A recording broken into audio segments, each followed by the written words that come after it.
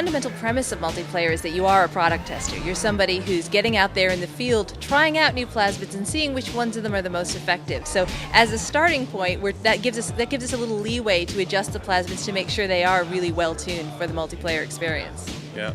So obviously the way those elements need to work in a multiplayer and how they need to be balanced is really important to us. So it's not a progression system where you get a plasmid and it's better than all the other options, right? Everything needs to be balanced right off the bat. So that's really important, and we make sure we really concentrate on that. I think it's fair to say, for those who've played Bioshock 1, that the elements that you see maybe in the other splicers in Bioshock 1, if you think about those elements, maybe you can expect to see some of that kind of stuff in the multiplayer of Bioshock 2. Well, you can't have Bioshock without a Big Daddy. There'll be a random placement in the map where it'll spawn eventually, and it's always different where it actually gets placed. And if you happen to stumble across it and discover it, you can interact with it. By interacting with it, you'll actually put the suit on, and you'll become the Big Daddy for as long as you can survive as the Big Daddy. But it's a total strategic point too, because if you know where that pickup is, you don't necessarily have to jump into it right away. You can either jump on it or you can sit around it and wait and see who else shows up. It gives you some interesting opportunities, which is what Bioshock is all about.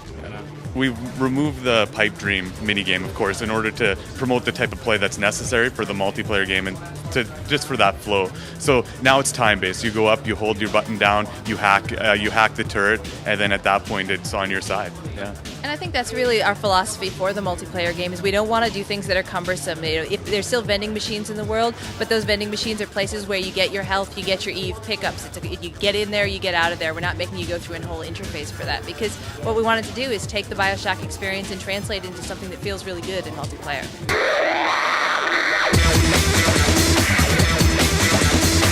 Well, we know that in Bioshock 1, the player walks in basically the moment after the New Year's Day 1959 or New Year's Eve 1959. There was this giant party, a statue got blown up, and all sorts of bad stuff was going down. The multiplayer game actually takes place starting a year before that, so you get to participate in the events that take place before the Civil War and during the Civil War that sort of led to Rapture going to hell a little bit. The Civil War just kind of made a lot of sense for the multiplayer experience to take place, only because it really works well for team-based play. So it was kind of perfect opportunity to take advantage of that.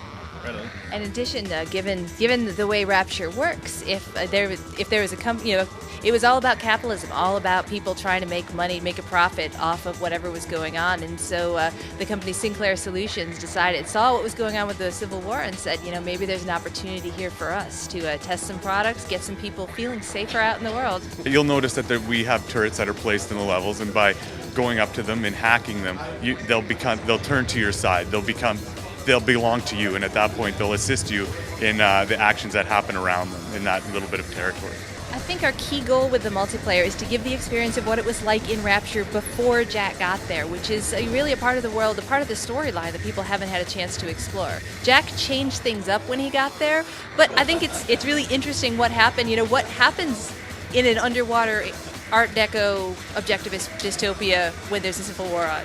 Bioshock 2 is coming out on November 3rd for 360, PS3, and PC.